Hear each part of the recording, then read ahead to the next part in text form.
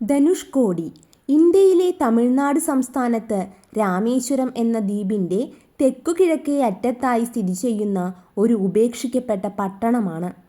ഇത് പ്രേതനഗരം എന്നൊക്കെ അറിയപ്പെടുന്നുണ്ട്. രാമേശ്വരത്തിന് തെക്കുകിഴക്കായി ശ്രീലങ്കയിലെ തലൈമന്നാറിന് ഏകദേശം 18 മൈൽ, അതായത് 29 കിലോമീറ്റർ പടിഞ്ഞാറായാണ് ഇത് സ്ഥിതി ചെയ്യുന്നത്. 1964 രാമേശ്വരത്തുണ്ടായ അതിഭയങ്കരമായ ചുഴലിക്കൊടുങ്കാറ്റിനെ തുടർന്ന് ഈ നഗരം പൂർണ്ണമായി നശിപ്പിക്കപ്പെടുകയും ഇന്നും കാര്യമായ ജനവാസമില്ലാതെ ഒരു പ്രേത നഗരമായി തുടരുകയും ചെയ്യുന്നു. തമിഴ്നാടിൻ്റെ കിഴക്കൻ തീരത്ത് ഏകദേശം തെക്കോട്ടുമാറി മാന്നാർ ഉൾക്കടലിലേക്ക് നീണ്ടുകിടക്കുന്ന രാമേശ്വരം ദ്വീപിൻ്റെ തെക്കേ അറ്റമാണിത്.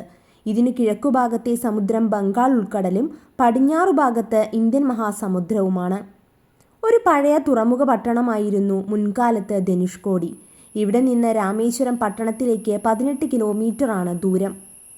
1964 ഡിസംബർ 22-23 വരെ അർദ്ധരാത്രിയിൽ ധനുഷ്കോടിയിൽ ചുഴലിക്കൊടുങ്കാറ്റ് ആഞ്ഞടിക്കുകയും ആ ദിവസത്തെ കാറ്റിൻ്റെ വേഗത മണിക്കൂറിൽ 250 കിലോമീറ്ററുകളും തിരമാലകൾ 7 മീറ്റർ അടി ഉയരത്തിലുമായിരുന്നു.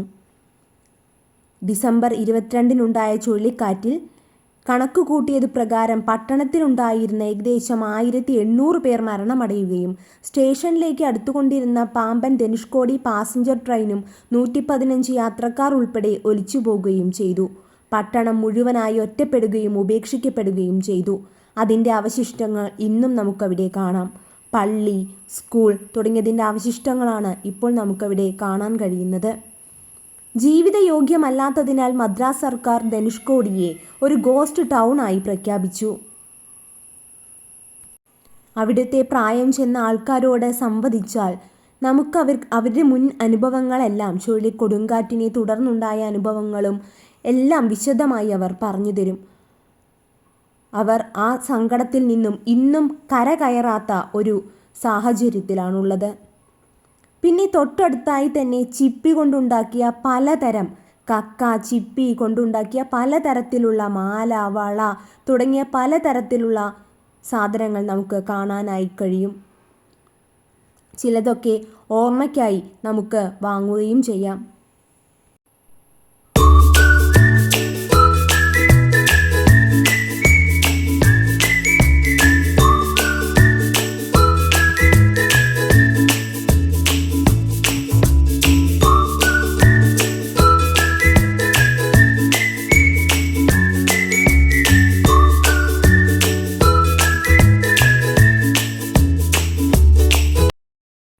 അവിടുത്തെ വേറൊരു പ്രത്യേകതയാണ് നമുക്ക് അവിടെ കടലിൽ നിന്ന് പിടിച്ച മീൻ.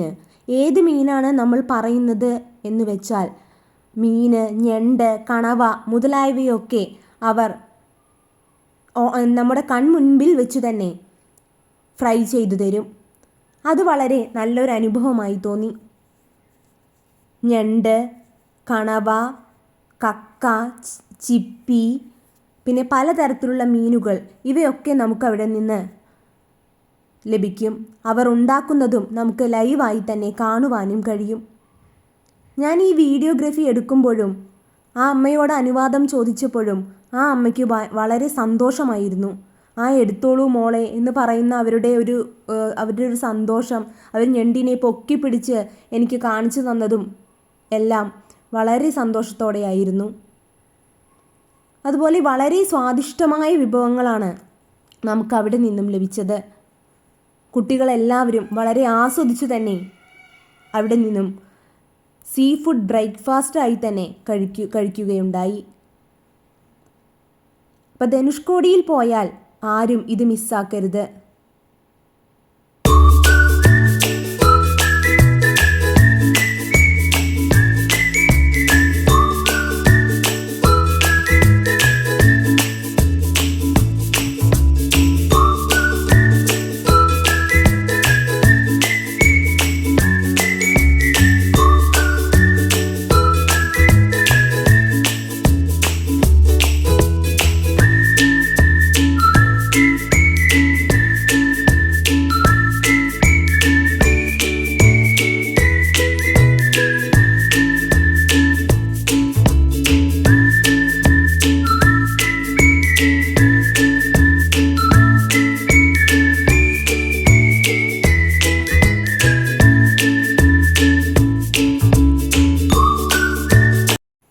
കുറേ പേർ ഭക്ഷണം കഴിച്ച ശേഷം അവരോട് വില പേശുന്നതായും ഞങ്ങൾ കണ്ടു. അത് കേൾക്കുമ്പോൾ തന്നെ നമുക്ക് ഭയങ്കര വിഷമമായി തോന്നി.